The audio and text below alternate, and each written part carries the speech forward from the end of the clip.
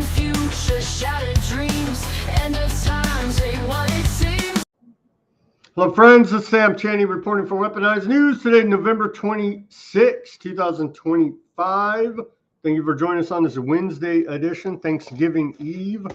We have Ruckus from Alternate Current Radio on the line, so I'm going to try to get through the intro as quick as we can and get all this news out to you before Turkey Day.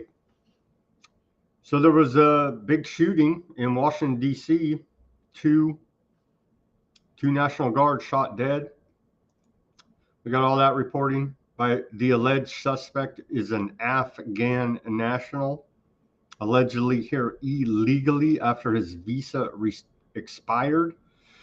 We'll get to all of that. And of course, what is the answer already? Well, I think they probably already had the answer, the solution before this event even happened. More police state in Washington, D.C. as the Department of War, Pete Hegseth, Secretary, has announced another 500 National Guard troops on the streets of D.C. on the heels of Trump yesterday proclaiming Washington, D.C. a, quote, safe zone. And so both sides, Democrats and Republicans, the government, are going to get exactly what they want out of all of this tragic event, which is more police state. It's so tiresome, but hey, I blame the seditious six because that's the narrative that Fox News and the rest of these jokers, MAGA and government propagandists have spun up. Okay, so we got all that reporting, and hey, there are radical, crazy people out there. Follow up on that report from this assistant principal and his brother that were threatening to kill ICE. We got a DOJ employee arrested on terrorism-related charges related to threatening ICE. There's a bunch of crazy people out there as well. So I don't discount the fact that they may, but you got to be smarter than this, people. You're buying any rhetoric that television tells you and go out and do violence that's going to destroy your entire life. I don't know, man. We got all these reports to go over, though. Turns out that the pipe bomber report that first originated out of the blaze, turns out that is not correct. We'll go over that. We have, what else do we have today? Well, some funny reports. We got another warning here now about don't be deceived by Black Friday sale deals. So you got to check and make sure. Then we got public health news. And so the very serious matter of America's chronic disease crisis is, well, they're trolling all over the interwebs. So, yeah.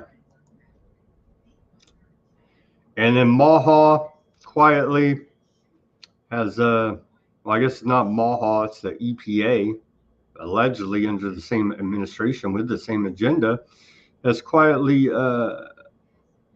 began allowing massive pesticide spraying with this forever chemicals all over the place. Hashtag Maha.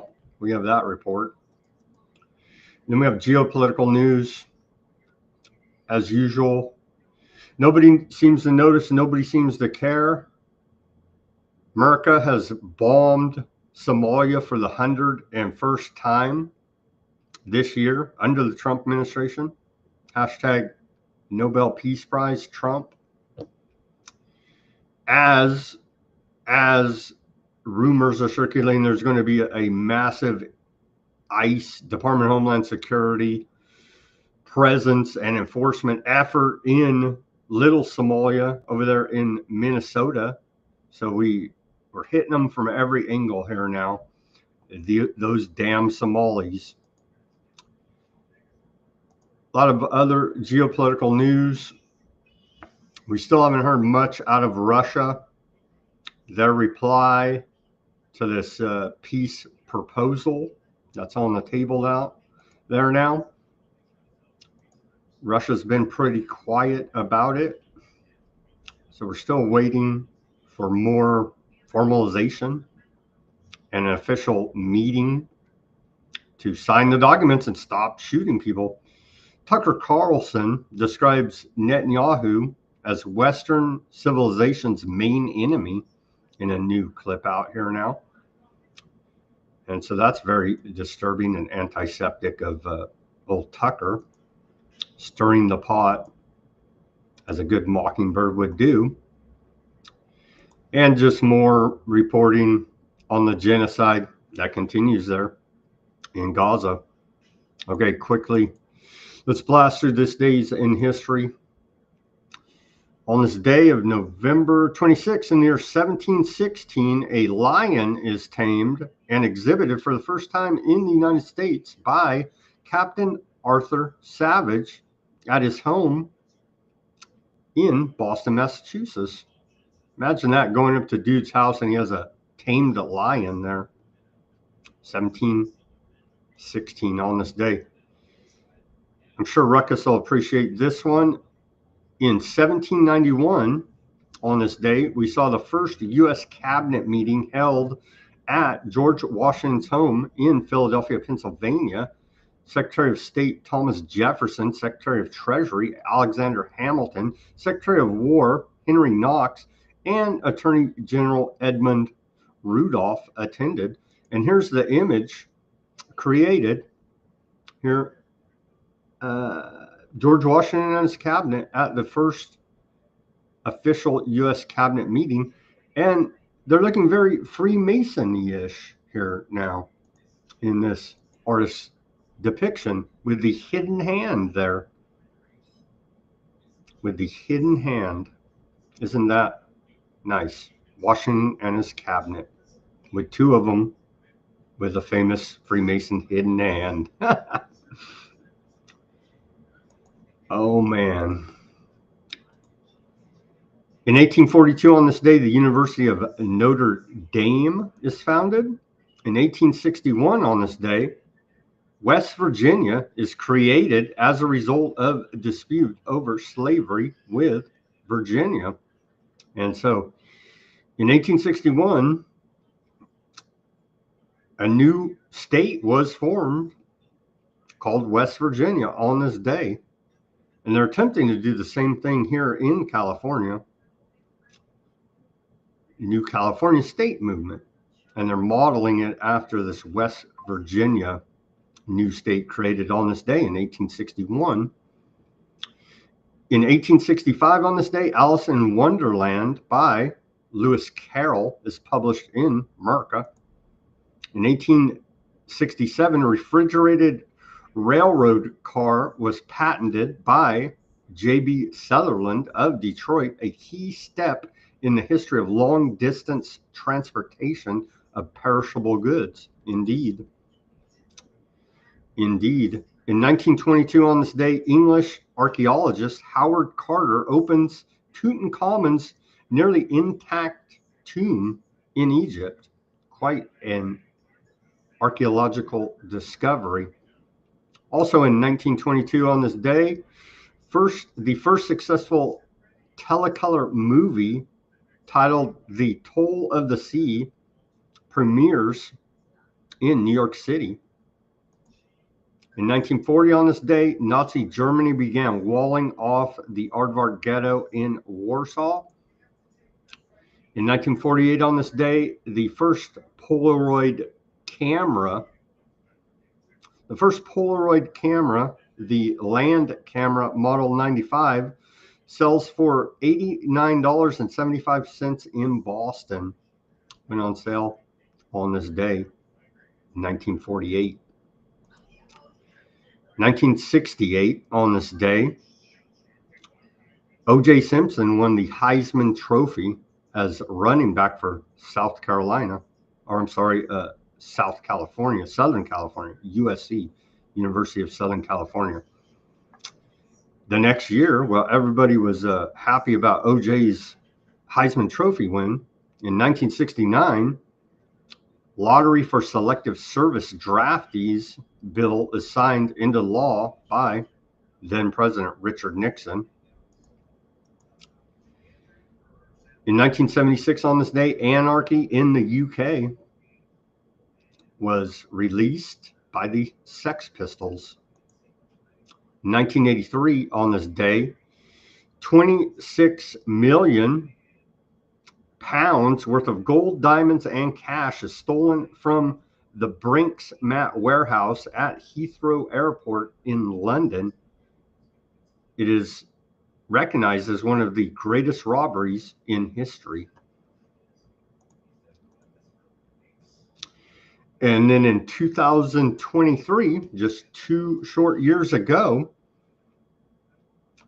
Iron Man, Musk, Mr. Free Speech, Mr. Technocracy, Elon Musk visits Aardvark Land after Starlink satellite agreement amid controversy after he liked an anti-Semitic post on X, prompting widespread criticism and loss of advertisers on X. Yeah, don't be anti-Semitic. You think he cares?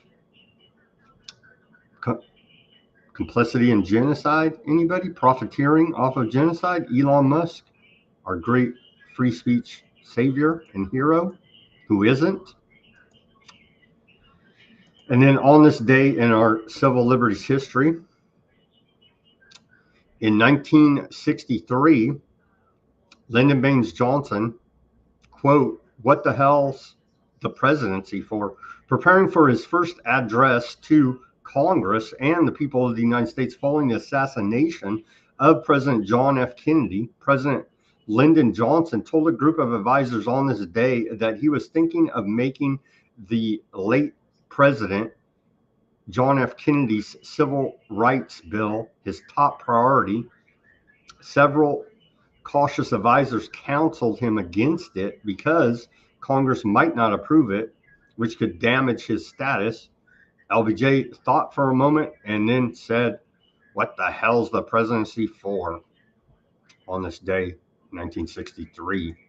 And then here's our segue to Ruckus and the news for you.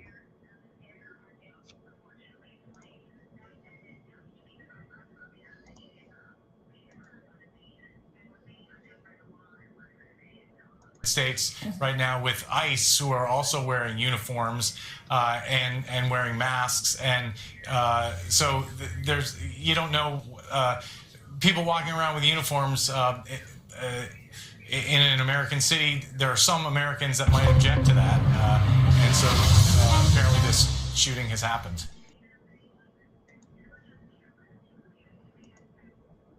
How you doing on this Wednesday, Ruckus? Wow.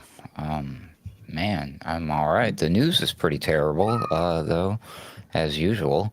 Well, hey, you know what? It is a holiday tomorrow, and at least we have Thanksgiving to look forward to. There we go. Yeah. Hey, to answer a couple questions about Freemasonry, no, it is not confirmed that the hidden hand is strictly related to Freemasons, although tons of the high-level like to use it. And then also, I think Eileen was suggesting that the Founding Fathers, I think she was implying that all of them and all of the ones in that picture were Freemasons. That's not true. I'd have to remember which ones were in that picture. I don't think all of those were Freemason, but only 9 out of the 56 signers are actually confirmed to have been Freemasons. And then, of course, Benjamin Franklin alone was a member of probably 33 different secret societies himself. So, that's a gross misrepresentation. Did you say 33 different secret societies? I'm guessing there. But he was, that of all of them, he was the one in particular who was dabbling in a lot of the weird stuff. And then, of course, there's some strange things involving Thomas Jefferson, but I refuse to believe it. You can't prove it to me. Jefferson is my middle name, by the way. But yeah, anyways, yeah, don't throw all of the Founding Fathers under the bus just because some of them are Freemasons. There you go, Chloe. But yeah, the news, though, this is terrible, shocking. I hope this isn't as bad as I'm afraid it could be spun into. And if the proverbial they have their way, they will certainly spin all of this in a bad way, unfortunately, Sam. The 2 National Guard men that were shot were stationed out of West Virginia. And I don't think we have their names yet here now.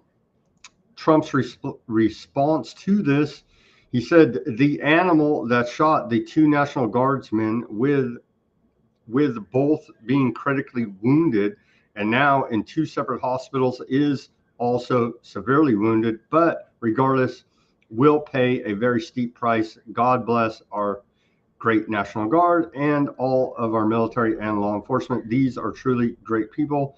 I, as President of the United States, and everyone associated with the office of the presidency, am with you. That kind of don't make a whole lot of sense, but yeah, okay.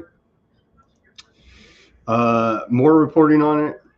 Here is the alleged suspect being apprehended. Let's play this clip, and then we'll get into who is the alleged suspect. Oh.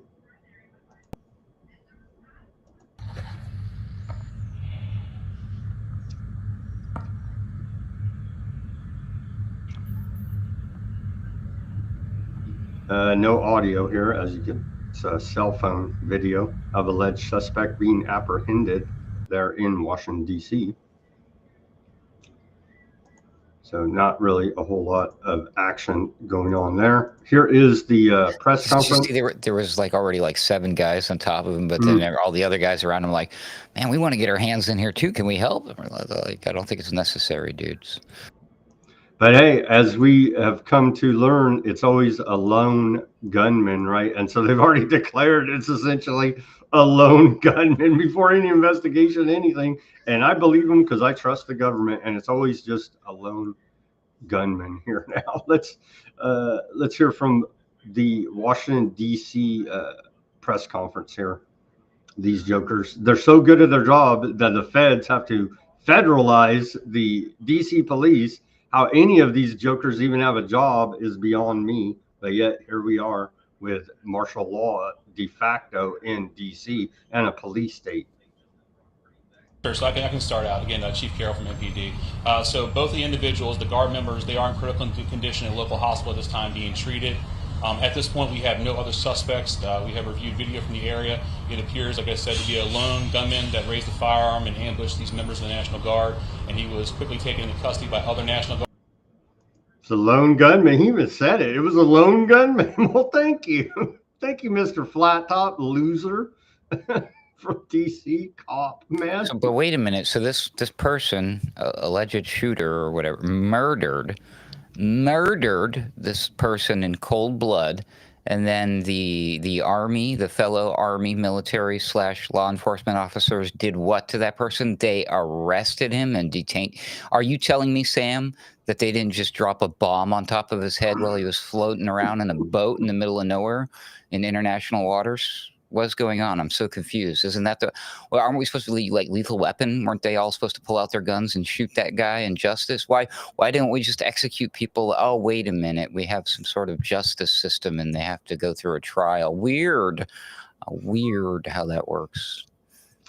ZBS News says multiple law enforcement officials say the suspect in the shooting of National Guard members in Washington, D.C. today is 29-year-old Afghan national Rahman Allah Lakenwal, noting he entered the United States in 2021.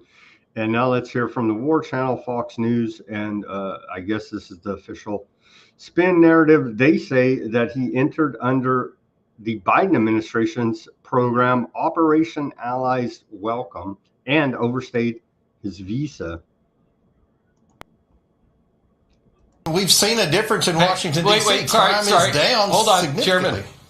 Chairman, hold on. We just got this. I need to get to it. This just in, sources are telling Fox News that the shooter is an illegal immigrant from Afghanistan who came in during Operation Allies Welcome under the Biden administration, and he overstayed that visa. All right, Chairman. So Fox News is learning that this person was here illegally, overstayed his visa, and that's who this shooter profile is. What's your immediate reaction? Well, Sounds like a hired hand to me. Just throwing it out there, but or a patsy. they're trying to blame the MAGAs and government propagandists on the internet are saying it's the Seditious Six.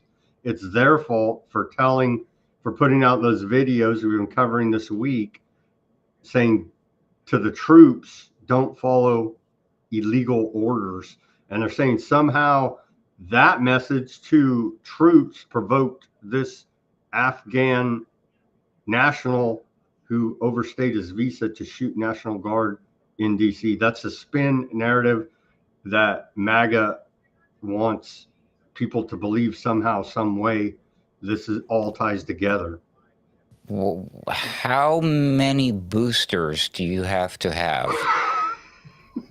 How many different combinations of prescription drugs? I don't get. I mean, you can draw this out on a piece of paper, write down the talking points, and look at it. And look at it as long as you want, a million different ways. Feed it to ChatGPT, feed it to it's not going to make any sense. I mean, I saw the reaction. The official reaction from Cabbage Patch Doll was Caroline Levitt was the fact that she says, because the reporter was asking her about the response against these Seditious Six or whatever, right? And she says, well, yes, we believe that these people conspired together to tell troops to disobey Trump's lawful orders. But you listen to what they're saying over and over again.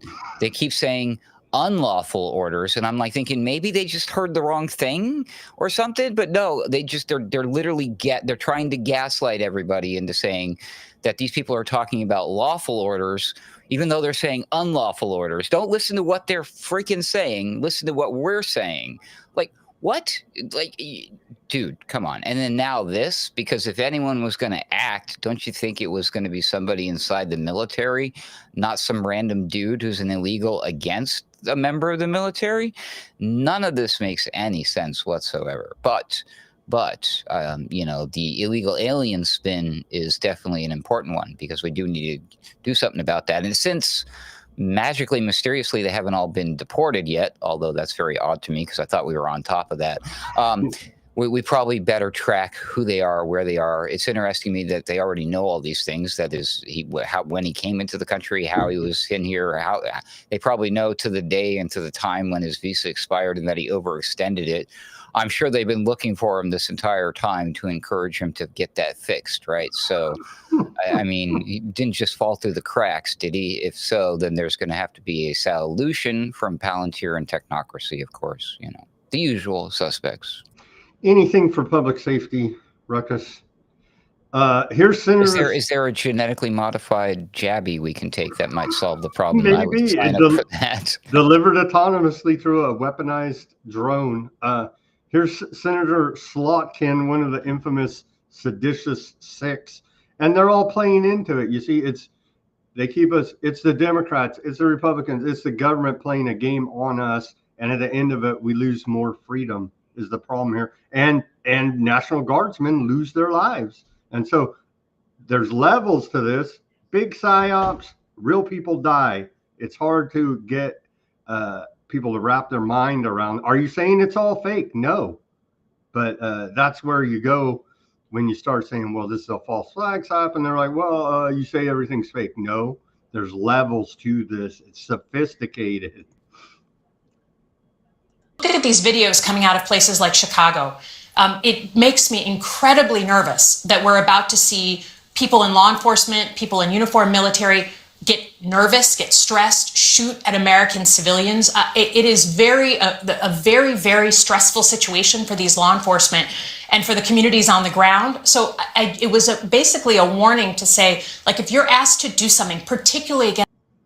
I guess we're good because the patsy is not an American civilian. He's an Afghan national, illegally in the country. So. Also, I hate to sound like Columbo or a private detective or somebody who used to like to read mysteries and Sherlock Holmes. You do have that sweater going on. You look kind of detective-y.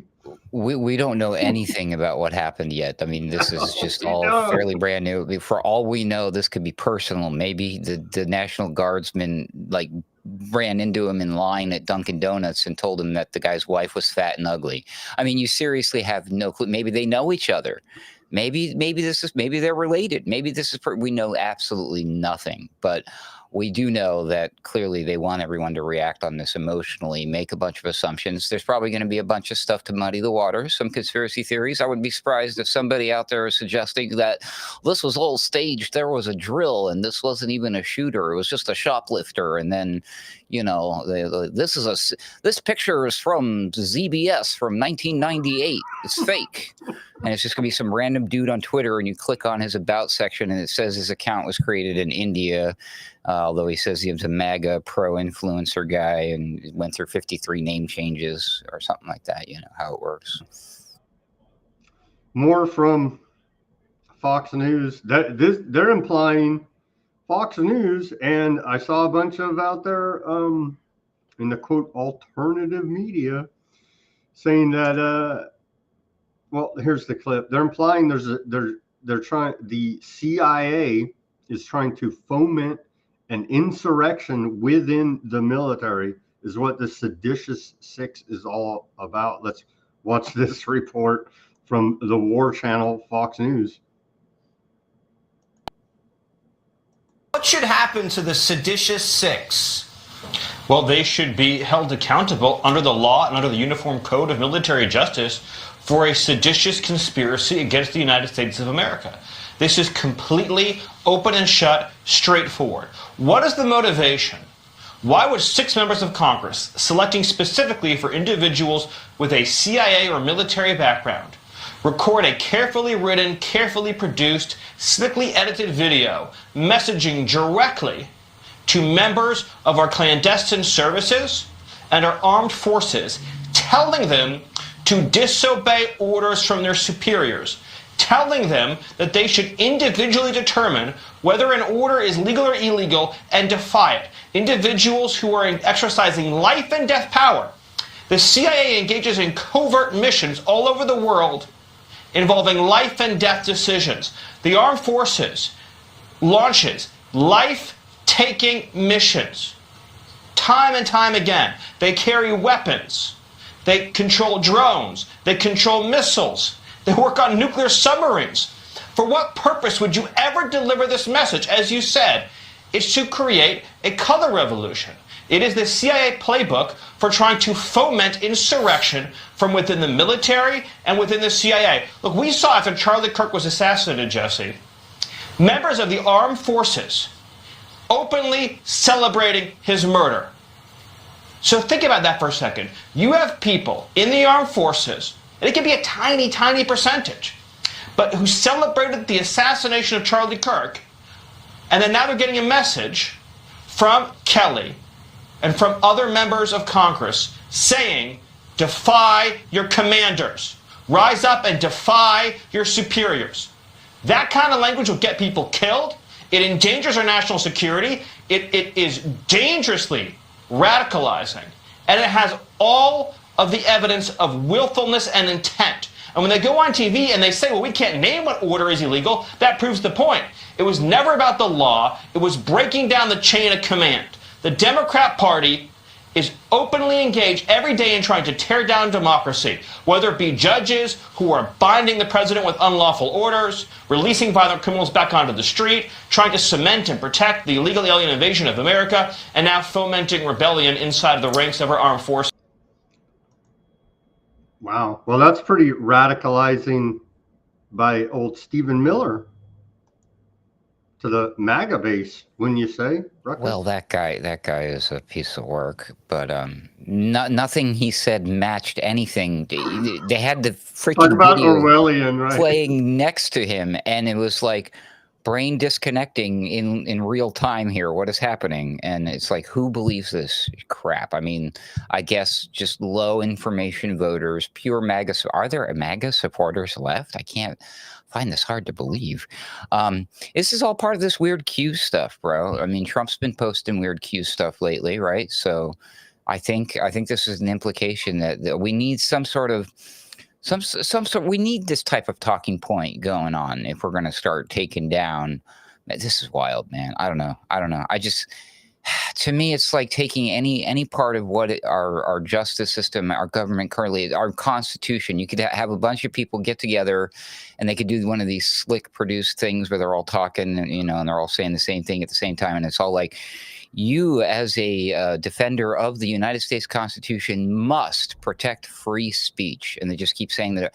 And that's be like somebody coming out and be like, whoa, how dare you say protect free you're saying protect hate speech. You're saying you came out here and said that everybody needs to go kill the Jews. Wait, nobody said that, dude. Where does it, like, that's how they're reacting. It's so in your face. It's the most ridiculous, clownish, low-hanging fruit level of gaslighting that I believe it's meant to be that way. I believe that, I mean, seriously, if you're that, I mean, I'll ask again, how many boosters do you have to have taken mixed with your prescription drugs to believe this? And I think it's on purpose. I think they really want to shake loose the last of the people. They want everybody to be completely disillusioned with their false heroes, as they should be, because they shouldn't be having their false heroes to begin with. But I think this is all intentional. I think everything's meant to just crash and freaking burn.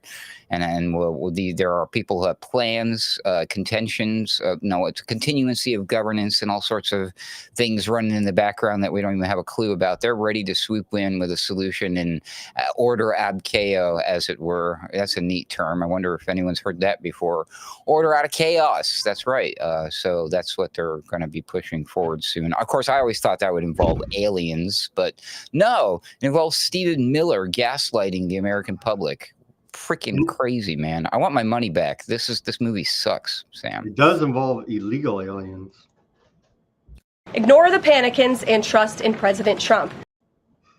I'm trying, Cabbage Patch Doll. Here's DOJ employee arrested on terrorism charges related to ICE. And so, yeah, here's the clip. First at 5, a federal employee charged with terrorism. She is accused of sharing the name of a federal agent with someone who made a threat against them.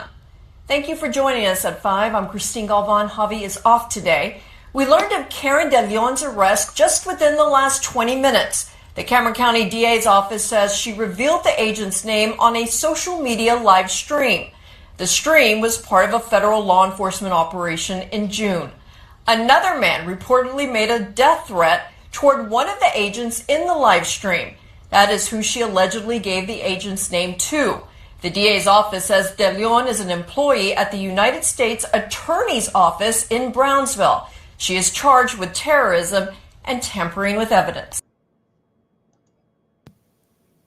No clue. That one made no sense. That made no sense, right? You give a name of a federal agent and you're charged with terrorism and tampering with evidence? On a live stream that was part of the operation? What? Huh? I talk about fake news, some of these stories, man. We reported on this, but again, the Department of Homeland Security is reiterating chilling plot. This Virginia Beach assistant principal and his brother plotted to ambush and kill ICE law enforcement. They're saying, and we played the news report of it. They're in Virginia Beach, and these are two white boys. So just bizarre. I truly don't understand. Maybe the rhetoric is working. Is any of this even real? Is my question, because I just don't know. Maybe it is. We're highly toxic. People are not thinking clearly. That could be it, Ruckus. I don't know. People talk, they hang out, they're at the coffee shop and they say shit, and, people overhear it and they're like, they take it way out of context and out of, they go wild with it. And then, yeah, here we are. Everybody's got phones, everybody's got social media, right? And then all of that has Palantir and other listening things. So they pick up pretty quick. Things go viral, folks. Be careful out there. Trump administration orders 500 more National Guard troops to D.C. after the shooting. So, hey, there you go. The government wins with police state. There we go. Here's old Pete Hegseth making that order. I don't know how any of this is legal, but this is what they do. And that's why President Trump has asked me, and I will ask the Secretary of the Army, to the National Guard, to add 500 additional troops, National Guardsmen, to Washington, D.C. But just yesterday, Ruckus, Trump had declared Washington, D.C. a, quote, safe zone. Dude, P-Tag said he's morphing into like a Hollywood movie villain. Look at him. I mean, he's picture perfect, dude. He could be like Lex Luthor in the new Superman movie or something. Wow. Wild. He does have nice hair. And isn't this a violation of the flag code? He's always running around with the lapel handkerchief of the American flag. I think that is like not appropriate, but it's only allowed when we're at war, and we're at war with like 36 countries or something. Oh, well, okay, then I guess it is appropriate. Okay, moving on. So they got what they wanted, which is crackdown in DC. Crackdown even harder as local DC. All those jokers from the government go out there. How they even have a job, beyond me. And we'll never know the truth of what actually happened, because that's the way all of these narratives roll. But it will be used to divide us and increase the government's power and decrease our freedom. Make no mistake about that. And it is extremely tragic for those National Guardsmen and their families. Okay, how an innocent woman's name was tied to January 6th pipe bombings.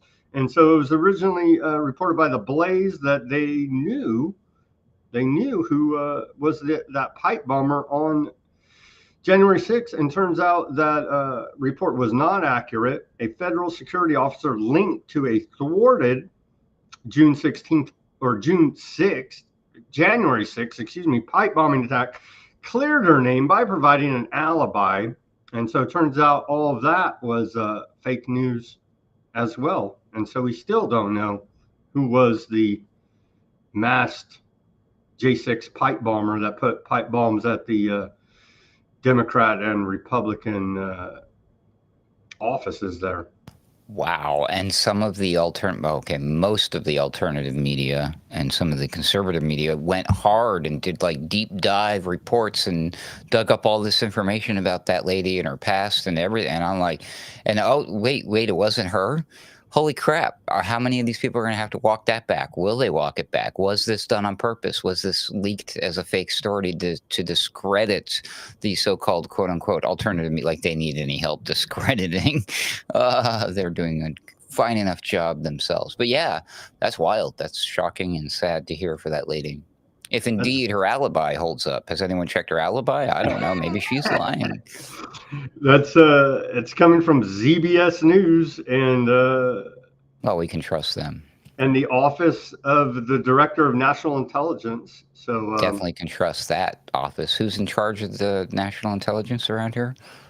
Rogue from X-Men. Oh, yeah, okay. The chick with the white streak in her hair. That's right. We're good.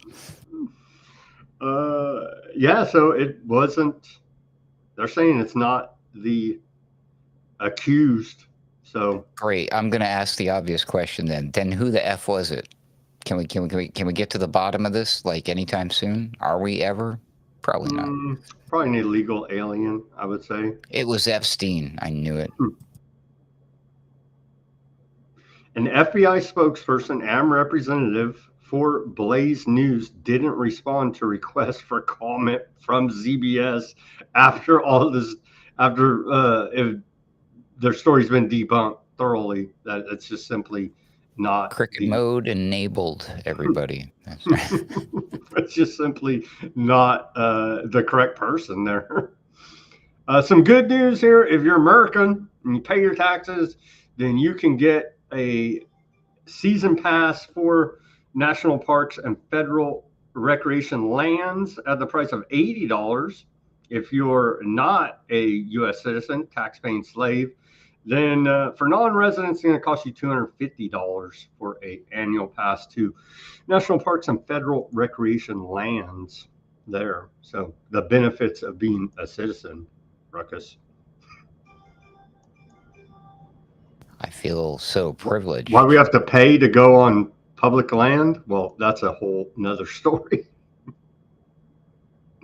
Will we still have to pay for that license or that pass or whatever when we want to visit the parks inside of our pods and our VR helmets, our brain chips when we're locked inside of our homes? You'll have next time tokens around? for that, sure. Oh, cool. Right. So they dropped the case against Trump in Georgia. They dropped that case today. Trump excited about it. And so, again, another just waste of time, effort, energy, just total waste.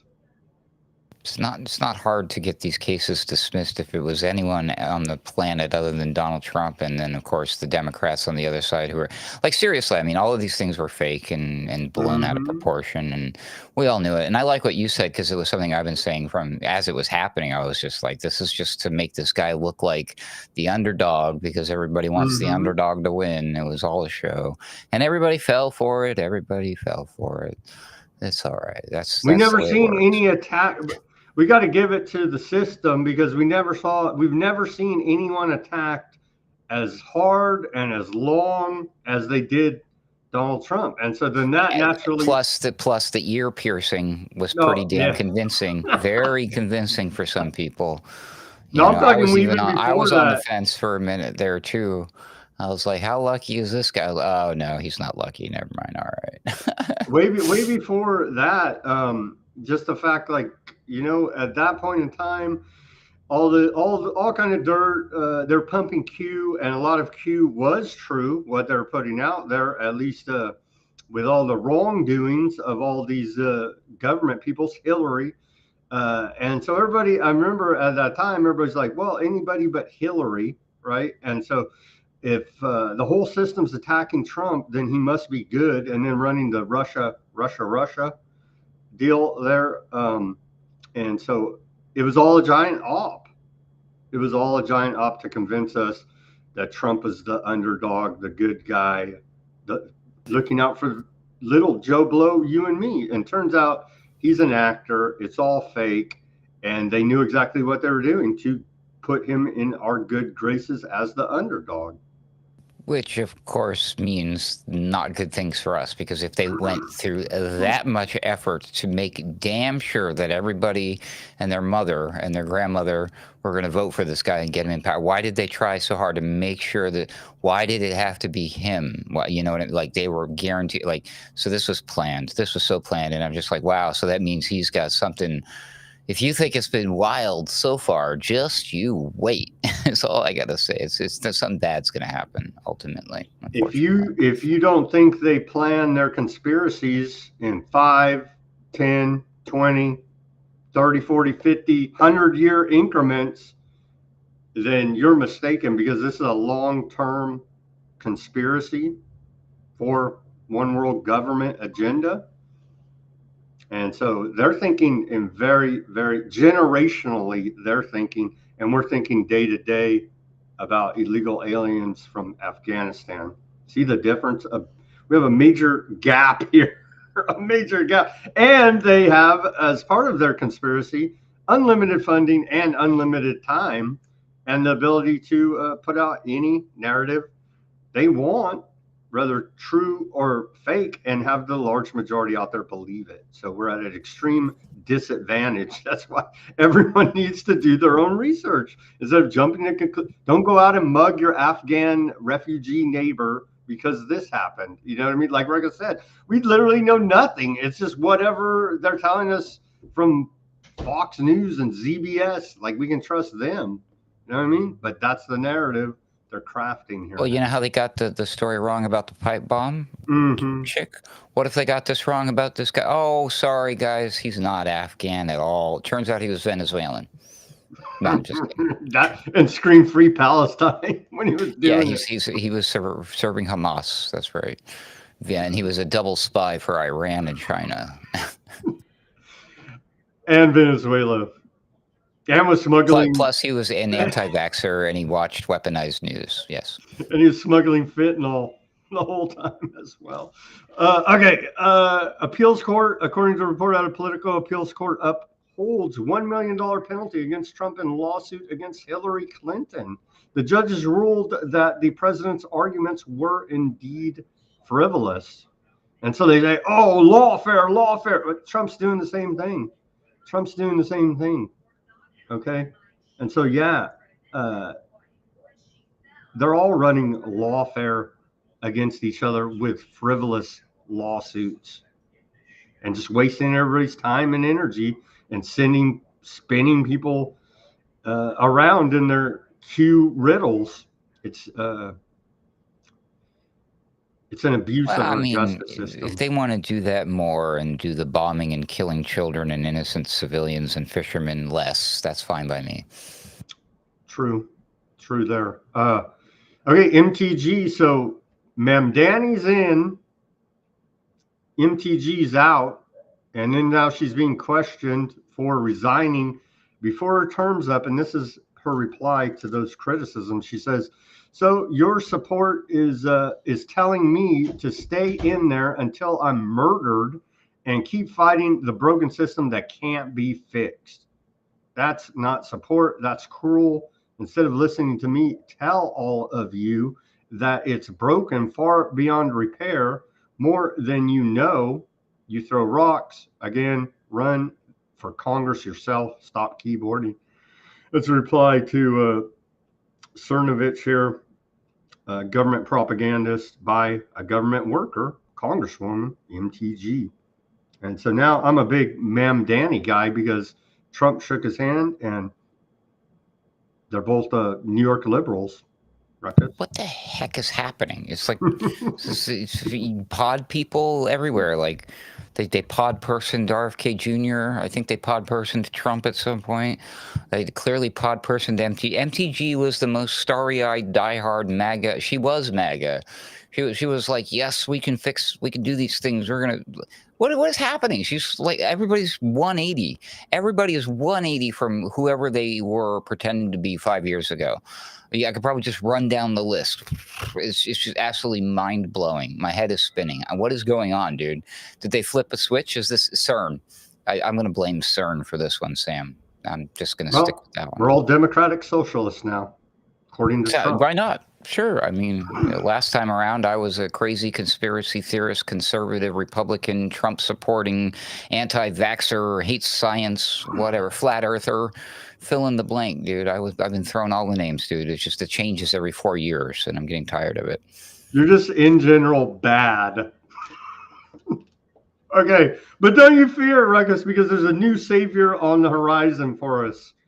And so, another one? Well, MTG is disillusioned with the government through her congressional service. We have a new savior on the horizon. That's right. Vince Shao Whammy is running for Congress.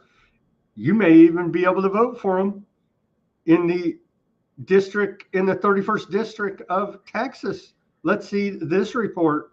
And so our new savior, if anybody can sell us something we don't need, it would be this guy, Mr. Sham Wow, running for Congress out of Texas. And he's going to clean up the system, let me tell you. The ShamWow guy, Vince Shlomi, is running for Congress and is looking to wipe the floor with the competition. The once prominent infomercial pitchman filing as a Republican to represent Texas's 31st congressional district, a seat held by Republican Representative John Carter, who's already announced he will be seeking re-election. The former pitchman told Fox News he wants to destroy wokeism in Congress and that he's been motivated by the political infighting in the country to run and make America happy. He's got my vote, I guess. You know much about that guy, Sam? No, I don't. But you'll never guess where he was born. Where was he born? Go ahead and just guess. If you had 3 places around the entire world where this guy could possibly be born, to make it so ironic that we're discussing this, where would you think? Russia. Nope. Israel. True story. He moved from, I believe, from Israel to New York City. So he was on the Democrat side there. Then he moved to California. That's where he became ShamWow guy. He's known because he beat up a sex worker. He beat up a prostitute. How do you know so much about ShamWow guy? Dude, this guy's all over. He got sued by his assistant for stalking and groping her. He was part of the big Me Too movement. And then allegedly he made a movie which actually got a whopping score of 1 out of 100 on Metacritic. Of course, now he's running for Congress in, what was it, the 31st district? 31st district out of Texas. Texas. Yep. It's clown world, everybody. Hollywood, entertainment, fake wrestling, everything this is nuts, wild. Sounds like he's got what it takes, though, to make a great politician, Sam. Yeah? He's campaigning on Make America Happy Again. I love it. All right, let's do it. Oh my gosh. Okay. Warning on the, and this will be our segue to the old, to the commercial. Warning on Black Friday again. At a CNBC, they say in this report, over a third of Black Friday sales aren't really discounts. Study finds there's some trickery happening. Yeah, they go and they mark the price up and then they mark it down and then say that's a big savings when in reality it's the percentage from the markup is what you're saving, which is nothing because they marked it up. See how they do that? And that's essentially what they're saying in this report. And we've known for a while. So be thrifty in your shopping and take a look at, do your research before you think you got a great deal because it may be all illusion. Used to be illegal to do that. I don't know why. Whatever happened to the consumer protection laws in this country? I worked for a company. They're out of business, so I can dead name them. It doesn't matter. It was KB Toys. They got in trouble for doing this. It made nationwide news, so it's okay for me to report this. But we would get the stickers, the price tag stickers, and we would print them up ourselves, and we would print them with the full price of, like, say, a board game of $29.99, and then we would take a red pen and cross that price after getting a brand new label, cross that price off, and say $20.99 as though it was on sale. You see. But it's regular price. It's regular price in the system everywhere is $20.99. But they wanted us to make it look like we had reduced the price when we didn't do a damn thing. That company got caught doing that and got in trouble, and we had to do something different. And then we weren't even allowed to cross off prices anymore because that was what we were allowed to do back in the day when we would change prices. That way we could show the value. We would have special stickers made. So if it had a regular price and it was on sale, we would have to print a new sticker that said originally $29.99, now $14.99, or now 10% off. It was so silly, but yeah, it was our fault, I guess, the company's fault. But yeah, companies will do anything to trick you. But now we have Amazon, where Amazon knows your shopping habits. Amazon and other online stores know basically how much money you make, how much you're willing to spend on X, Y, and Z, and you do get a different price than your neighbor who makes a different amount of money than you. So that's not fair. The price of an item should be X, and it should be X for everybody. That's what I believe. That's how capitalism's supposed to be anyways, right? We don't have capitalism, we have technocracy. They're talking about real-time price adjustments at the cash register. Like within a second, you're like, wait a minute, it took me 20 seconds to walk from the freezer to the checkout, and the price increased? Well, yeah, inflation, sorry to tell you. What? Yeah. Plus, they'll be able to... different prices for everybody. Ruckus, you can have your own personalized custom shopping experience with your own prices according to your social credit score or whatever the hell they call it, all this data they've compiled on you. Correct. That's what I was going to say. Now you throw in the algorithm, the AI working like in lightning speed. Yes, your price for your hamburger will vary by the hour. So you could be standing in the McDonald's, order a Big Mac, and walk out the door and fart, and it's like, oh, he just released 2.5% nanocarbons into the atmosphere. Now his burger is 99 cents more next time. You just turn around, walk back in the store, now it's twice as much as it was before you farted. You shouldn't fart. Anybody, no more farting. Not if you want cheap hamburgers. Methane is contributing to climate change, Ruckus. And the cost of your burger soon at McDonald's. That's just we're getting very close to this dystopia that I don't know if I can even handle it here, Ruckus. And I'm aware of more than most anyway. I'm aware that all this is going on, and this stuff is just enough to drive you mad. Okay, on to let's take our live commercial break now at Weaponized News. We have a special, and we're bringing Simon back for a special series on Mondays. Starting this Monday will be the first Monday of December 1st at a special time, 2 p.m. Pacific. What will that be? 5 Eastern, as he's overseas across the pond, as they say, and we have to align our times. The reason for the special time and special appearances of Simon back for our deep dives into geopolitical analysis and all things Simon.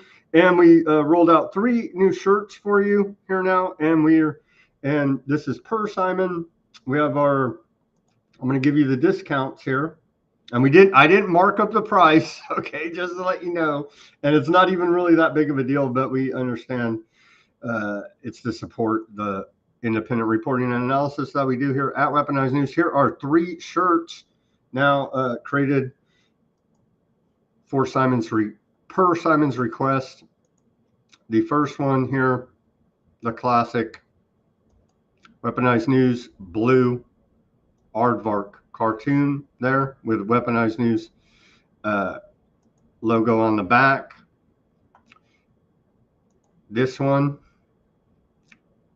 Weaponized News property protected by aardvark t-shirt, and then Weaponized News logo on the back of that one, and then this one, the classic aardvark emblem t-shirt. All items at Weaponized News store till the end of Black Friday. You get 6.66% off with code aardvark. With code aardvark. Go to weaponizednews.com/shop and get all of your aardvark specialized Simon authorized t-shirts there for our Black Friday sale. Go ahead, Ruckus. Plug. Can you do one where the aardvark is on a shark? We do aardvark on a shark, like Elf on a Shelf. Maybe I can probably cook that up. Just kidding. Yeah, those are great t-shirts, man. I'm salivating.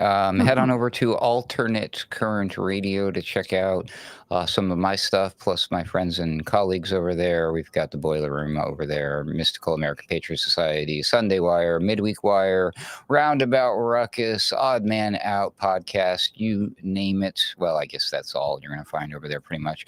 But you'll also find links to my X and social media and ways you can support me through my Buy Me a Coffee and all that fun stuff. So, yeah, that's alternatecurrentradio.com. And why would you want to hit me up via a direct message or via an email? Well, because you are a small business owner, entrepreneur, or somebody who needs help building a website, doing a design.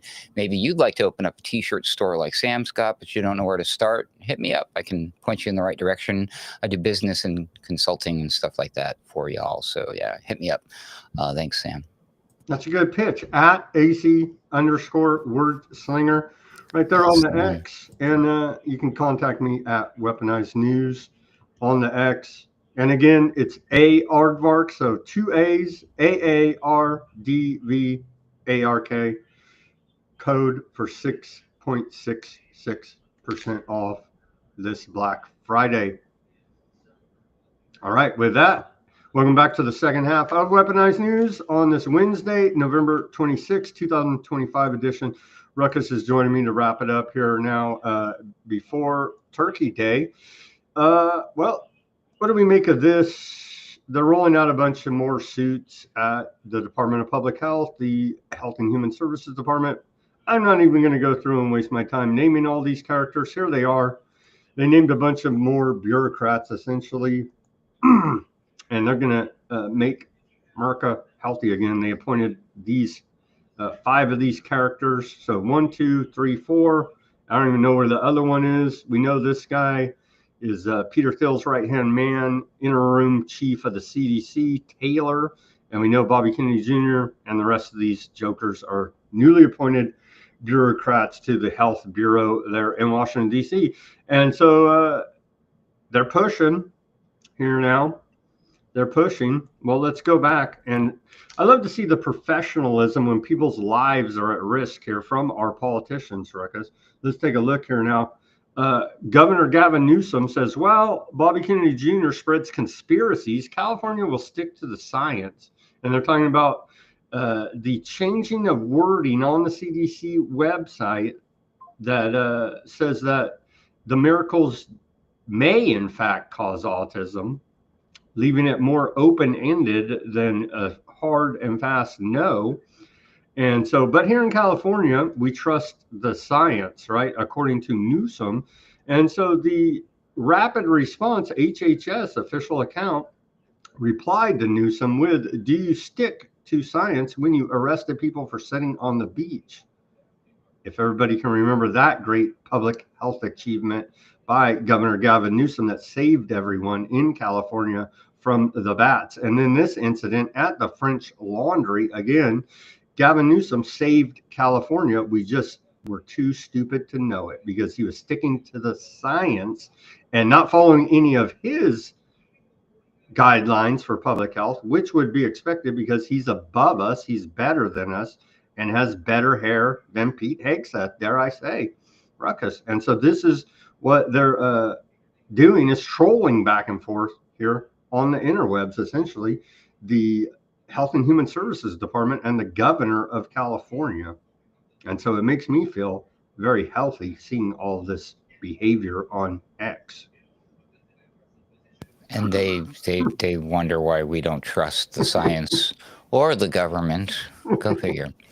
Look at their behavior. Meanwhile, while everybody was looking that way for Maha, the EPA is beginning to allow the use of pesticides containing forever chemicals. Let's go to this report. Meanwhile, the EPA is starting to allow the use of pesticides containing PFAS on food. It's part of an effort to roll back the regulation of what are called forever chemicals because they don't break down easily in the environment. Last week, the agency approved the use of 2 new pesticides that qualify as PFAS.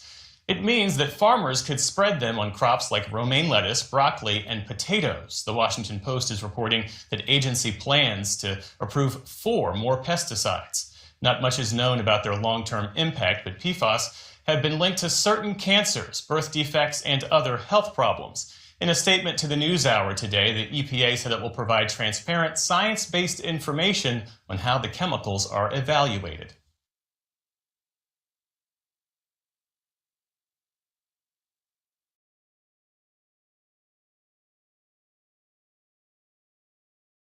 Dude, that's Ruckus, I'm soaking. I'm in Fresno County, California, and we're literally soaking in this stuff. The highest concentration of use of forever chemicals, PFASs, in the country. I'm literally soaking in this stuff, for God's sake.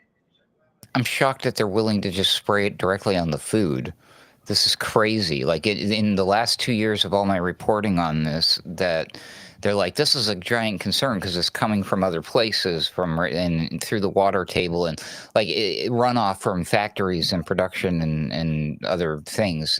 Now we're like, why don't we just spray this crap on the food? Why not? Let's just and there's lots of science out there right now. Currently, this stuff's been around for a minute. It's quite commonly accepted that this stuff is not good. They just said, oh, some people think it might be linked. No, there's a science that shows that this stuff is linked to all sorts of nasty health issues. That could never happen in California because Newsom told us that California sticks to the science, Ruckus. Well, I got some news for you then about this Newsom guy. He's lying. He's a lying piece of crap. I don't know. Maybe he's always told the truth until just now. They probably pod-personed him, and he's done a full 180 now. But yeah, man, don't listen to that guy. He no bueno, as they would say. Under the Trump MAGA EPA. So that's what we get.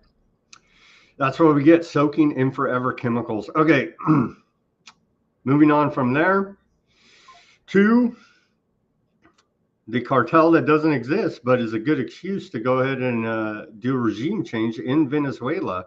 Ruckus. What about this Cartel del Los Souls? They sound scary, don't they? Yeah, I caught one of them today. The Cartel of the Suns. Yeah, it's totally fake. It's made up. It's actually a reference to an old joke that the CIA used to tell to itself. This is shocking. In reference to one of their own ops, I might add. Yeah. So, but now they're taking that and pretending like this is an actual gang. And I mean, like, literally, the Maduro himself had to come out, like, he was laughing at it. He's like, what are you guys talking about? There's no such thing. He'll sit there and say, he'll like, yes, we've got this gang and this gang and this gang and this gang. But he's going to say this one's not real. But then you're going to be like, oh, that guy doesn't know what he's talking about. When everybody else is going to tell you this is, the CIA will come out and tell you this is fake. But no, we're going with this. Well, I guess Stephen Miller, right? I mean, anyway. Here's a report from ZBS News. Before they were ZBS News, 60 Minutes in 1993, exposing it all. Pardon the watermark over it, but that's how it goes. But this is CBS News, 60 Minutes, 1993, the CIA's cocaine. Let's take a listen to this report. A ton of cocaine, pure cocaine worth hundreds of millions, is smuggled into the United States. Sound familiar? Not the way this ton of cocaine got here.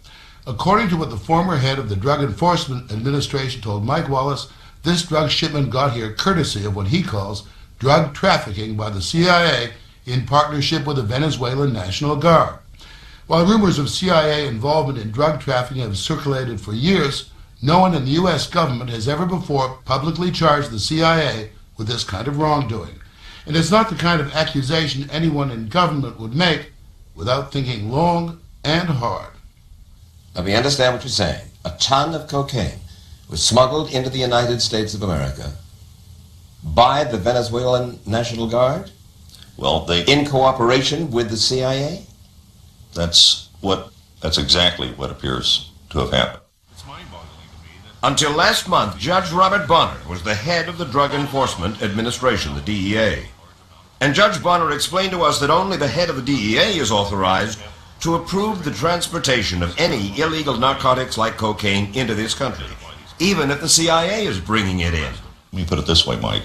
If this has not been approved by DEA or an appropriate law enforcement authority in the United States, then it's illegal. It's called drug trafficking. It's called drug smuggling. So what you're saying, in effect, is the CIA broke the law.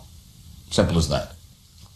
I don't think there's any other way you can rationalize around it, assuming, as I think we can, that there was some knowledge on the part of CIA, at least some participation in approving or condoning this to be done. Judge Bonner says he came to that conclusion after a 2-year secret investigation conducted by the DEA's Office of Professional Responsibility in cooperation with the CIA's own Inspector General. And what reason did the CIA have for promoting this drug smuggling? Well, the only rationale that's ever been offered is that this would lead to some valuable drug intelligence about the Colombian cartels. Over half of the Colombian drug cartel's cocaine crosses the border with Venezuela on its way to the United States and Europe. Back in the 1980s, the CIA was mandated by then-President Reagan to develop intelligence on the Colombian drug cartels. And so the CIA, with Venezuela's Guardia Nacional, or National Guard, set up an undercover operation, a drug smuggling operation in Venezuela that could handle the transshipment of the Colombian cartel's cocaine on its way to market. The plan was to infiltrate the cartel, and it worked. For the CIA National Guard undercover operation quickly accumulated this cocaine, over 1.5 tons, that was smuggled from Colombia into Venezuela inside these trucks, and then was stored here at the CIA-financed Counter-Narcotics Intelligence Center in Caracas. The center's commander and the CIA's man in Venezuela was National Guard General Ramon Guillen Davila. I tried to work together with them. I was always aware that they were not telling me everything they were doing. And it goes on, Ruckus. We have to smuggle the drugs to stop the drugs from being smuggled, you see. Which, you know, and at the time when they were establishing these things, it had already been proven through studies from things like the RAND Corporation and other sources that we don't necessarily trust, but these organizations trust and relied on. They were straight up telling me there's nothing you can do to stop the flow of drugs. It's literally impossible. So they were like, well, I guess if you can't beat them, join them, right? That's what my guess is, seriously. I mean, if anyone honestly, truly cared. But I mean, drugs has been a long-running problem for a long. If you do some deep enough research, you might learn that what happened back in the Boston Tea Party, they were not dumping tea overboard those ships. Do you think they're the royal? Oh, how dare you, you bastards! Our tea. There's a good, strong chance that they were dumping heroin or other opium, not heroin, but other types of drugs, because that was a big deal. That was what was being traded around and shipped around the world at that time. It wasn't tea. Sure, there was tea, but they weren't making a killing selling tea. They were shipping opium to China and other places, third world countries, getting them addicted to it. It's how the British Empire did their thing, right? Jeez. Anyways, look up the Committee of 300 and then have fun. There you go. Dope Inc. Dope Inc. Yeah. But I'm just saying this game has been going on for a long time. So, you know, and then you look at the origins of the CIA and their involvement with like secret societies and other stuff. And you're like, oh, yeah, you probably trace all of this drug running back to like Babylon, I'm guessing. We have to overthrow Venezuelan dictator, communist, Palestinian lover, Maduro, because he's shipping fentanyl into this country, Ruckus. Even though I think he'll step down. I think that they'll come to some sort of agreement. Fentanyl, because if they were shipping anything, it would be cocaine. True. Oh man, there's video. Venezuela Army has put out a couple clips. They're training up, preparing here now. As this was reported earlier today, the Dominican Republic president and Abender has authorized the United States to operate in restricted areas of a airbase there in Los Americas International Airport to support a stepped up campaign against drug trafficking in the Caribbean. So we're positioning all over the place there. Trinidad, Tobago, Dominican Republic, Puerto Rico, a bunch of aircraft carriers and other military assets just sitting right there off the coast of Venezuela right now. Report out of the Wall Street Journal, and there's conflicting reports. Now the Wall Street Journal is telling us Maduro refuses to leave power because he sees exile as more dangerous than staying in Venezuela, with global banking scrutiny and international courts targeting human rights abuses and corruption. He doesn't believe any amnesty deal would protect him. So he's got to dig his heels in. He's sure got to draw the line in the sand. They're going to Bill Cooper this guy. Oh, man. Upon conflicting reports that he would leave if he was given amnesty, but now conflicting reports say he doesn't trust any type of amnesty deal. How could you? I don't know. I just simply don't know. And then, of course, we have to stick our nose in everything, stir it up, and then say we caused a ceasefire? I don't know. But here we are again. The hegemonic power led by puppet Donald Trump, president, says democracy is on trial in the coming elections in the beautiful country of Honduras on November 30th. So we're sticking the federal government, your man, MAGA, that was against all these illegal foreign wars of aggression during the campaign, is now sticking his nose in Honduras elections. Will Maduro and his narco-terrorists take over another country? What? Just like what? What kind of bullshit? What kind of bullshit? Trump, whoever's writing this script, does think Americans are literally stupid and know no history and literally know nothing, apparently, the way they address us here now. So it's Maduro that's overthrowing regimes throughout the 20th century in South America, not America and the Marines and Smedley Butler and the rest, as we've documented, up one side, down the other. I guess it was Maduro the whole time in the Cartel of the Suns, Ruckus. It's whoever ChatGPT says it was. Oh my God. So we'll be there looking out for secure Honduran elections. Yeah, you know, the good news is about all these conflicts around the world under the current administration is that kids these days are hearing more, they're learning more about geography than they did in school. A lot of people are. They're like, many of these places people had never even heard of until they're like, Tobago, or which one is it? Trinidad geography. and Tobago. Tobago, yeah, this one I've never heard of before. And then of I course, got another one. There was a big regime change coup report we got from some country I never heard of. We'll get to here. And I'm part Ukrainian. I've known this ever since I was a little kid, but I've never really bothered to look up where Ukraine was on a map or anything until like maybe circa 2013, 2014, right around there. And I was like, oh my God, look, this place is a pretty big deal. And then who knew it was going to turn into like a really big deal? Like 10 years later, here we are. Wild stuff, yeah. So the war profiteers continue to profit. While the service men and women, soldiers, pay the price. The British Army has halted use of its brand new Ajax armored vehicles after around 30 soldiers suffered noise and vibration related injuries during a training exercise, according to a report out of Sky News. And so these armored vehicle tank looking contraptions are actually damaging their operators, UK soldiers.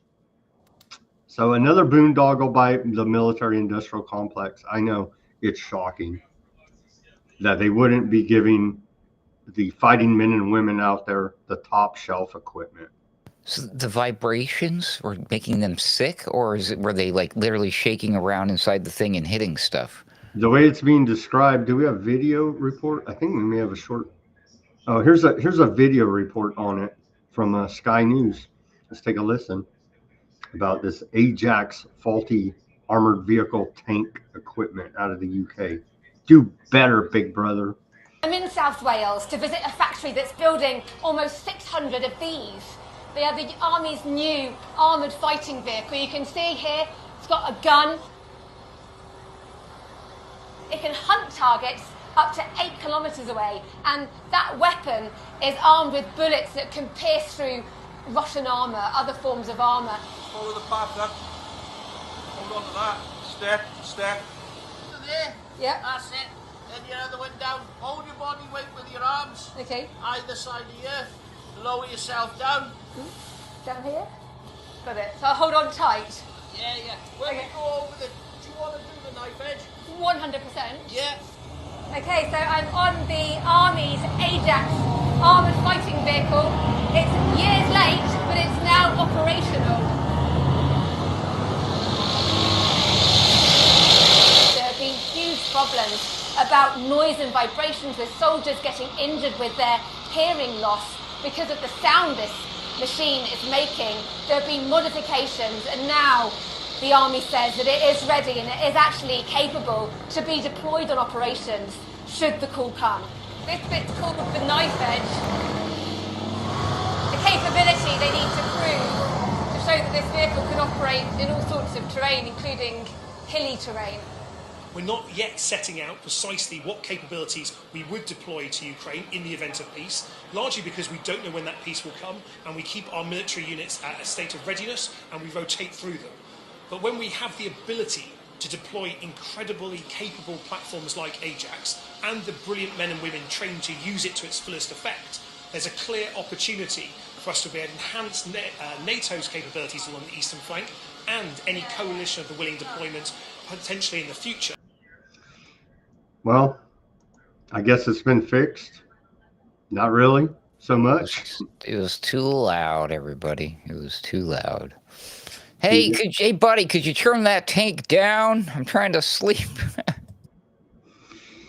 We're looking for the free fall collapse here as this, there was a tragic fire in Hong Kong high-rise building that killed 36 people and injured another close to 300. Here's images of said high-rise apartment building fire. And we're waiting for that free fall collapse a la World Trade Center. It seems that only jet fuel can cause such a collapse. Here's a video of this tragic Hong Kong apartment fire.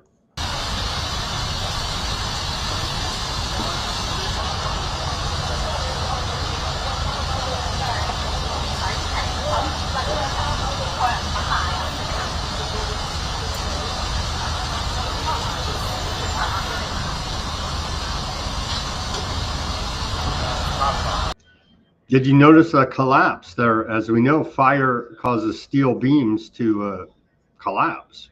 No jet fuel. You need jet fuel. Oh, that's what we missed in that tragic story. Man, that is a tragedy. I used to live in apartments a long time ago, back in the day when I was married and stuff. But man, it's like when a house burns down, it's like you got one family that's been displaced. But when an entire apartment complex goes down like that, that's a lot of people who are affected by that. And man, that looks like a death trap. I hope that the number doesn't increase. And it's, it's sad that it's 36, but it could have been a lot higher. Holy crap. But Man, none of those buildings collapsed at free fall speed. No. Curiously enough. Not unless we get some of that directed energy. Oh, I'm not going to go there. Nope. French ex-president Sarkozy hit with second final criminal conviction. And so they're really going after former French President Nicolas Sarkozy. He's received a definitive prison sentence after the court of, I can't even pronounce that, something in French. And so they hit him with another one. Because he got off the first one, kind of, sort of. And now they're hitting him with another one. So they're going after Sarkozy there in France. Here's the country I didn't even know existed, honestly, here, Ruckus. Guyana Bissau has fallen into open crisis as there was a coup there, and new leadership has been put in by the military, as announced by state television. The president has been removed from office, and the state institutions have been suspended until further notice, according to a report out of Reuters. So that happened. That one's definitely a Central American country. No, I'm just kidding. Obviously, an African country. U.S. to open the region's largest consulate in Iraq, Erbil. The United States will soon open its largest diplomatic facility in the West Asia region there in Iraq. And that's on heels of Baghdad announces U.S. coalition completes Iraq mission. So it's our mission. How long did that take? An Iraqi military official said all U.S.-led international forces are now in the northern Kurdish region. Went on to say here that the international coalition has completed its mission in federal areas. Only 4 to 5 personnel remain to handle logistical and diplomatic affairs. So we beat ISIS in Iraq until we didn't. We should be celebrating or something, right? Trump reportedly frustrated after Saudi prince delayed aardvark land normalization. Shocking, I know. The Pentagon told Congress in an October 7th letter that Alibaba, BYD, and 5 other Chinese companies should be added to its 126 OH list, which identifies firms linked to China's military, according to a report out of Bloomberg. I remember Gavin Newsom during the medical intervention period bought $1 billion with a B dollars worth of masks that saved everyone's lives from Chinese company BYD. Just one little link there. And that literally made no sense because they're reportedly a electric car manufacturer, but somehow they had a kabillion masks to save us from bats, all ready for Gavin Newsom's order, Ruckus. I Curiously think it enough. was ready, but they convert these factories real easily. They're a lot of them are cookie cutter type. The assembly lines are very interchangeable in a way. That's why we saw like Kodak switch it, like, hey, now Kodak makes ventilators or whatever it was, or Polaroid. Was it GM, Polaroid? I think it was GM, Xerox, maybe. Yeah, I know. Xerox, yeah. It was some tech company that you're like, what? They're making ventilators? Yeah, but I hear you. They can just turn out a few parts here and there and keep that production line going. You know what else is a long production line? Is our airstrikes in Somalia. If anybody didn't know, I'm here to report to you the 101st airstrike this year, after it was confirmed yesterday by AFRICOM that U.S. boots were indeed on the ground in Somalia in a firefight with ISIS cavemen. Like, they raided a cave in Somalia to go after these ISIS militants. And now following up that with the 101st bombing of Somalia under the Trump administration ruckus. Very strange that Somalia is coming up in the news twice for two completely different reasons. Just before this happened, there was a bunch of talk about some scam thing going on with Somalia. I don't remember if you reported on that or not on here, but I was just watching some reports from a few days ago over the weekend about that, and I'm like, what the heck is going on? Because I was catching up on the reports, but knowing that there was new news about Somalia and that we were some sort of military conflict, I'm like, man, when's the last time anybody heard about Somalia? You know what I mean? This is getting really weird. I don't think it's coincidental, is what I'm suggesting. But wild, man. I mean, boots on the ground. That sounds like a military operation of some sort. I mean, I presume that we've got some sort of approval to do this from all the right places and people. No, okay, what was I thinking? Oh, well, here we go again, right? They're terrorists, and that's all that matters. ISIS. They're ISIS terrorists that the U.S. military is fighting in Somalia. And yeah, there's this giant fraud. Well, everybody knows Ilhan Omar, and there's a giant population of Somalians in Minnesota, the largest population outside of Somalia of Somalians. And they're running all these rackets, as you would expect, because they have no respect for America, law and order, and the rest of it. This one was clever. If I'm not mistaken, they were signing up imaginary kids as they had autism, and then they were collecting all those welfare programs, because there's so many weird, bizarre welfare programs available to just the right people if you're just the right DEI and just the right damage, illness. But it turns out that a lot of it was fake, and some of the kids didn't even exist or whatever. Most of them, if they were real, didn't have autism. But the thing is, like, the audits failed because the people who were running the audits were also Somalian. Uh-oh. They were all in on it. We're going to see there's a talk and reports of a heavy federal law enforcement presence going into Minnesota here now. So it looks like we're getting Somalia on both ends, literally there in Somalia and here in Little Somalia, otherwise known as Minnesota. So we're going to follow that as it develops, as we continue to fight the war on terror. Moving on to the Russia-Ukraine peace deal. Russia hasn't said a whole lot about it. There's rumors that Witkoff duped Trump. Maybe it was all Russia's plan the whole time, and none of this even came out of the Trump administration or the State Department, and it was literally Russia's peace plan the whole time with U.S. stamp of approval on it. That's the rumors circulating out there. What do we make of this? It looks like we're still at a stalemate with Russia not saying really a whole lot about it, with Zelensky with cocaine shooting out of his nose saying that they agreed to parts of the peace plan.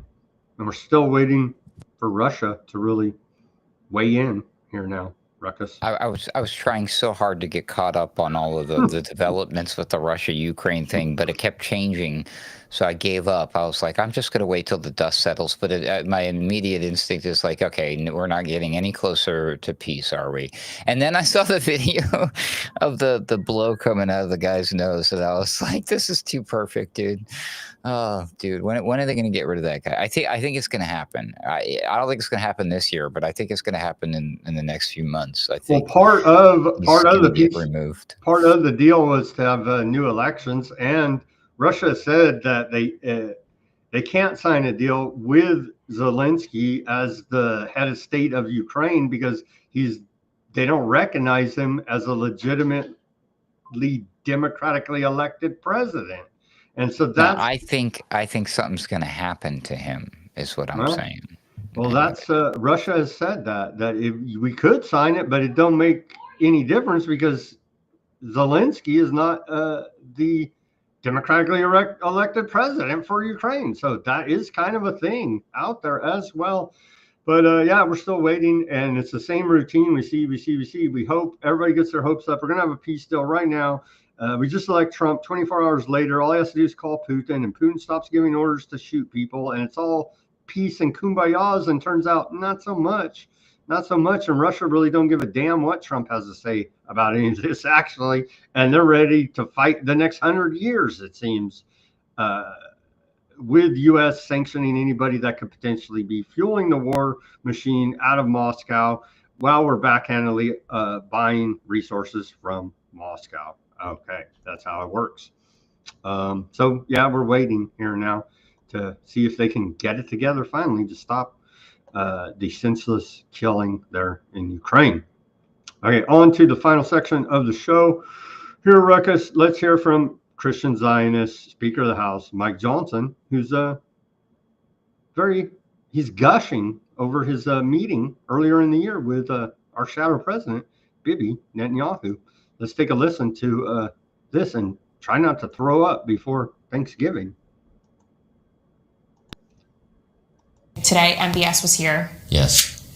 Who's been your favorite world leader that you've met here in the Capitol, not overseas? I will say he's a very engaging person, but I've gotten to meet a lot of heads of state. I've met my counterparts of other parliaments. I do think the Arab leader is the most intriguing. The King of Jordan has come a few times, but I hosted Bibi Netanyahu, Prime Minister, for a joint address to Congress, and that was a big evening for us and for me, and I was glad to host him. So I'm probably closest to him. Yeah. What's the most under? What?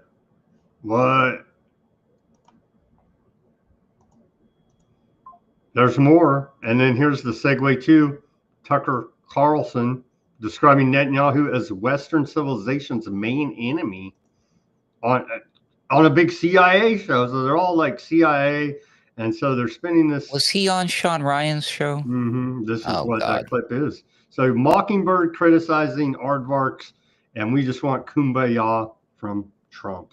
Here you go. They're enemies of Western civilization. Who are these people? Are they the Muslims? Are they the Jews? Are they, whatever people have always... No.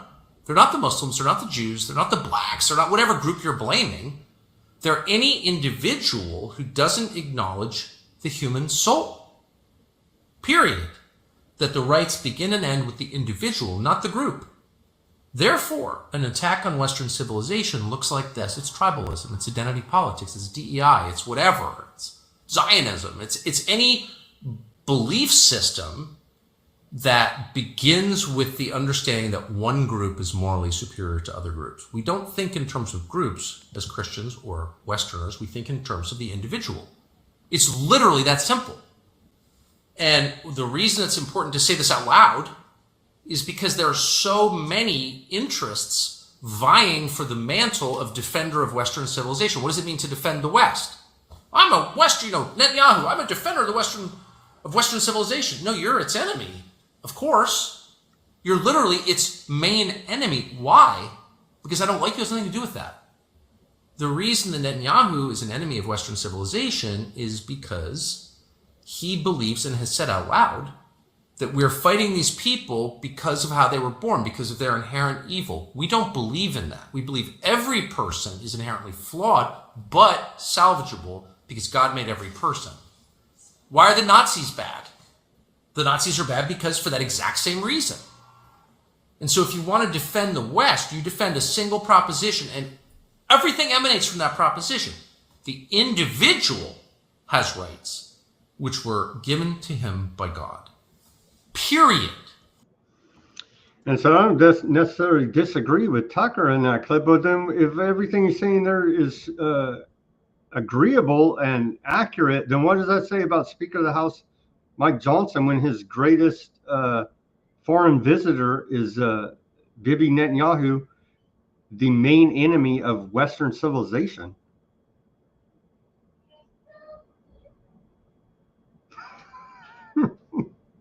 Why can't it be a wolf in sheep's clothing sitting at the dinner table with you, across from you, right? Man, Wearing a red hat. Plutonium says F Carlson, and then he said, You see, okay, listen, the rumor is that Tucker's got some sort of association with the CIA, right? well, Yeah. he admits that he tried out for him and failed, essentially. Isn't there some sort of family member that's associated His father with was head of Voice of America, main propaganda media for U.S. government throughout Europe. Yeah. And here he is pulling out one of the oldest CIA talking points known to man, anti-communism, basically. I mean, that was like, you pop that back in the 1950s, replace some of the words he said, instead of Zionism, say communism. And I'm like, wow, nothing's really changed. Very shocking. You know, I've always been on the fence with Tucker Carlson. I've always given him the benefit of the doubt, but he just did something recently now that I just learned about in the last 24 to 48 hours that proves to me beyond a shadow of the doubt that he does have some sort of ties with some sort of shadowy organization. Most likely the CIA, because he's on the Sean Ryan podcast. And I'm sorry, if you're on the Sean Ryan podcast, you're probably involved with the CIA. Go ahead. He's doing hardcore mind control in his programming. He's doing neuro-linguistic hypnotic programming. Okay. And so he's a highly trained propagandist by the U.S. government, is exactly who Tucker Carlson is. And we can prove it, but by just simply analyzing his style and method of his interviews. And we could go through line by line and break it down and show you exactly how he's using neuro-linguistic programmings and all kinds of other mind control jargons against his audience. And for the longest time, I've given certain people a pass in that department, because when you look at it and you understand, okay, that's the world we live in. These are the successful tools. It's kind of similar to like using technology. Like, all of it's not bad. So I've always given certain people a pass that if they're willing to use some of these dirty tactics. I mean, Trump was somebody too. Like, but I mean, like, at a point you have to take a stand. You have to be able to sleep with yourself at night. That's why I don't invest in Palantir and stuff like that anymore. But you recognize the world. Well, because when you're like, well, shit, they're like, well, this company is about to score some lucrative contracts with the government based on my reading of the news and the trends. But maybe I should throw a little money in here and make some money. I can't stop it from happening. Why would I sit on the sidelines? But I mean, shit. I mean, you have to have a soul. You have to be able to say, I did not sell my soul to make a quick $50 to $100 or whatever pathetic amount I could make swing trading Palantir or whatever. But I mean, same thing with somebody like an Alex Jones or Tucker Carlson. If you're in bed with these people and you think you're doing something good by using some of the same tools and tactics that they do, stop already, because obviously A, it's not helping, and B, I mean, I don't trust you. I don't trust any of these people anymore. I guess is my point. You can't trust anyone. Don't believe anything unless you can prove it for yourself. I say that all the time, and I mean it. That's what Bill Cooper used to say, you know? Do your own research and be very skeptical of these media figures, to say the least here now. Okay, moving on to they're going after this guy Mearsheimer again. They've been going after this guy a while. In 2006, two academics, John Mearsheimer and Stephen Walt, wrote a paper called The Aardvark Lobby, which argued that a loose group of Aardvark supporters used their connections and financial resources to tilt U.S. foreign policy in favor of Aardvark land. And now I think well, that was written in what, 2006? Now I think that's more than clear that that is indeed the case here now, because yeah, the world sees that it's genocide. The rest of the world here, except for America. They're continuing the attacks. They're bombing southern Lebanon today. There's supposed to be a ceasefire. They're bombing Gaza, heavy artillery fire every day now, and there's supposed to be a ceasefire there, Ruckus. And it's every day, and they're stacking up the bodies. This new latest report following an aardvark attack with phosphorus shells on an area between southern Lebanese villages, and an aardvark drone also bombed in southern Lebanon. And that's just one report from earlier today. But yet there's more heavy artillery shelling into Kiyanis there in southern Gaza. And they keep moving this yellow line around. And if you're on the wrong side of it, then you're whacked. 2 Palestinians were killed and others injured due to the heavy shelling in northern Gaza. Was it northern? Yeah, northern Gaza. So they're getting them from all sides. Again, here is the map, and this infamous yellow line that crossing it is deadly. But they see they post up here, and then they say, well, you crossed the line, and so we whack you. But then they're firing across. This is supposed to be the ceasefire zone, but they're posted up right here and firing into from all directions into Gaza still. But there's a ceasefire, you see, based on that yellow line that keeps moving. If you cross it, they whack you. Yeah. How is this not a prison? Oh, it is. I mean, look, take a look. And it keeps getting smaller and smaller and smaller until... How does someone in Gaza, if they choose to... I would like to take a vacation and leave. How does that work? You go in the ocean and learn how to swim. There is no escape. The only escape is death. So yeah, they're fenced in with this yellow line, and they're going to take all this eventually, but they're pushing them toward the Mediterranean Sea there. So yeah, the open air prison here in Gaza, getting smaller and smaller and smaller.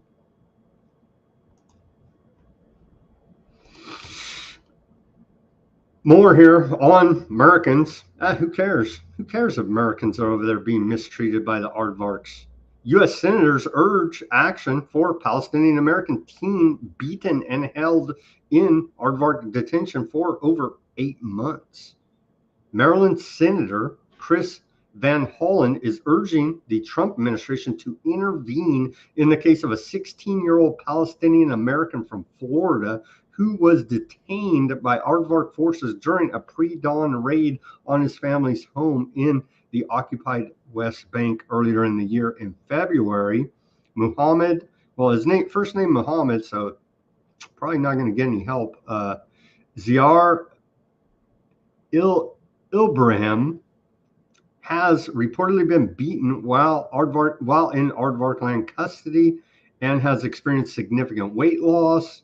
Also reports that he's suffering other health problems.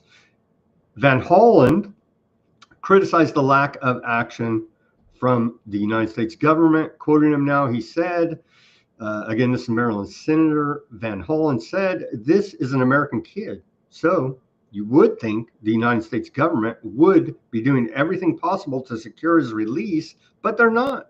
After all, we have a very close relationship with aardvark land. U.S. taxpayers provide billions of dollars to Netanyahu government and the state of aardvark land." Here is a photo of the Palestinian American, i.e. Hamas. So there you go. They don't give a damn about Americans that are being tortured by the aardvarks because his last name or his first name is Muhammad, apparently. Ruckus. I'm glad my first name's not Muhammad. Yeah. Jeez. Oh man. More about this mistreatment. Aardvark Land Rights Group tells the UN that torture of Palestinian detainees expanded during the genocide in Gaza. A coalition of aardvark land human rights organizations told the United Nations Committee Against Torture that aardvark land has dramatically intensified its use of torture against Palestinian detainees since the genocide began, dismantling safeguards and employing abuse throughout the entire detention process. The report details routine starvation, open air cages, blindfolding and shackling for days, beatings, dog attacks, rapes, with at least 94 detainees dying in custody. The groups say aardvark land relied heavily on the unlawful combatant designation to hold more than 4,000 Gazan detainees without trial, expanded administrative detention for record levels, and blocked meaningful oversight. Hundreds remain unaccounted for. Complaints rarely lead to investigations, and the Supreme Court has largely upheld the system there in aardvark land. You know what we need? Someone needs to make a new sitcom like Hogan's Heroes, except it's in Gaza and it's the Palestinians. Yeah, what do you think? Our favorite aardvark banker, Mr. Finance Minister Smotrich. And so we just listen to what Smotrich says and don't worry about all the propaganda. Then you'll be more on point with what the actual agenda is.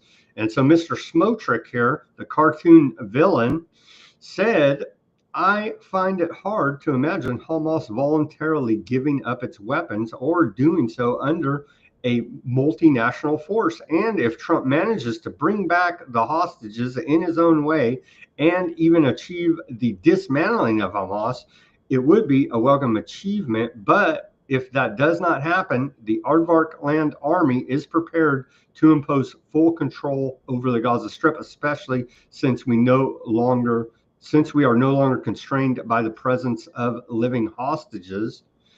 The war will not end until Hamas is fully disarmed. And nothing's changed. Like, they fed you all that, oh, just give us the hostages back, ceasefire. He just told you what the agenda has been and always will be, and it will never change no matter what kind of BS they tell us. That is the agenda, what he just said there, Ruckus. So it's not moving goalposts. The goalpost has been there this entire time.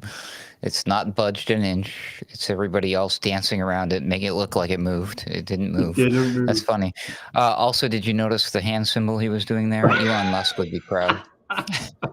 So it's Stephen Miller, from what I hear. Oh, sorry. There you go. Oh man, he's a big fan of that character, that African politician named Adolf Hitler. Oh, bro. That was winning an election reportedly yesterday. Oh man. And then, hey, here again, that they're telling us we should just listen to what the aardvarks say because they're not shy about it. Defense Minister Katz threatens Lebanon, says there will be no calm in Beirut, no order or stability in Lebanon without security for aardvark land. He says that if Hezbollah does not disarm, then they're going on a full-on attack on Lebanon.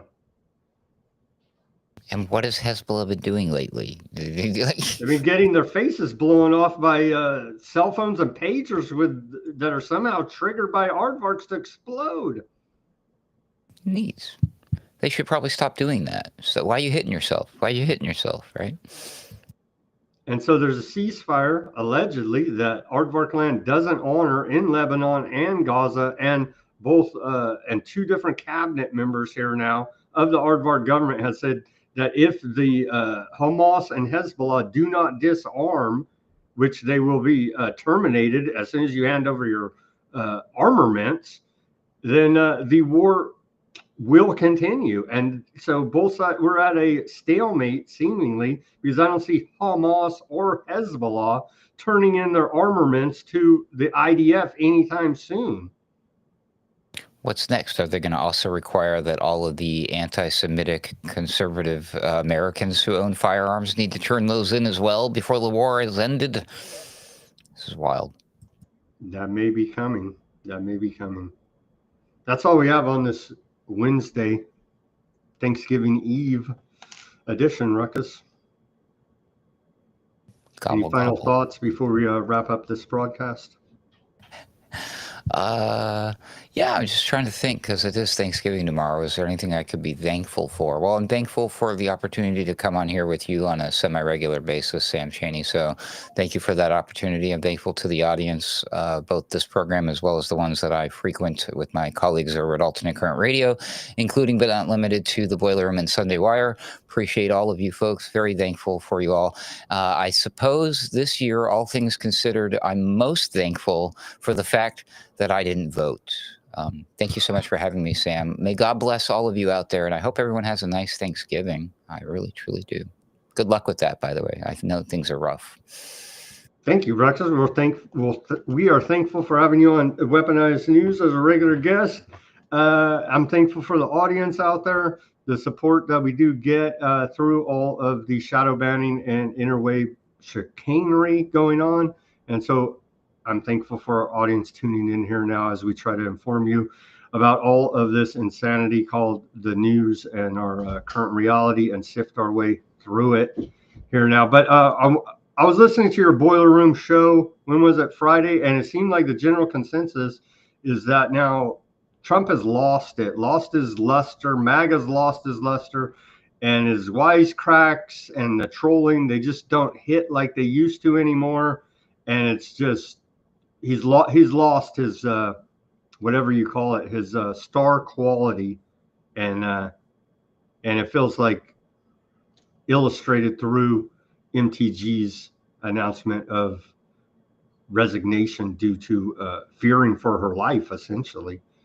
I mentioned on Sunday Wire this weekend with Patrick Henningsen that the MTG thing really feels like the nail in the coffin moment for MAGA in general. I think I described it as a grand, sloppy, disgusting, or whatever the word term, but a messy divorce between MTG and Trump, because she really did truly symbolize MAGA. I mean, if Trump was out of the picture, would have still been MTG, there would have still been a MAGA thing, and now it's been completely split. So I really do feel like that was the nail in the coffin moment there. Yeah, it sucks.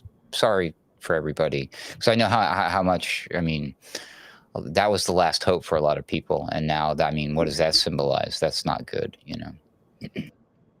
It's not good. And with that, yeah, I'm thankful everybody's relatively healthy over here, and so yeah, don't do drugs, kids, and everybody have a great time with your family, and don't believe all the propaganda and lies coming out of the government and your Mockingbird media. And with that, as always, everybody do your own research. Peace, love, and freedom. Speak out and take action. And have a great rest of your Wednesday evening, Thanksgiving Eve. And we may be back here. I'm not sure. We're definitely back on Monday, special time, 2 p.m. Pacific with Simon. And I may do, we're going to see how this stuff develops. If there's a big attack on Venezuela, we'll have to do a special show. If there's a peace agreement there in Russia, we'll have to do a special show, or any other extremely large world-changing event happens between now and Monday, we'll do a special show. But if not, everyone have a great Thanksgiving with your family, and give everybody a hug. And hey, at least we're all still alive here now. Thank you, everybody, for tuning in on the Odysee, the Kick, Twitch, Facebook.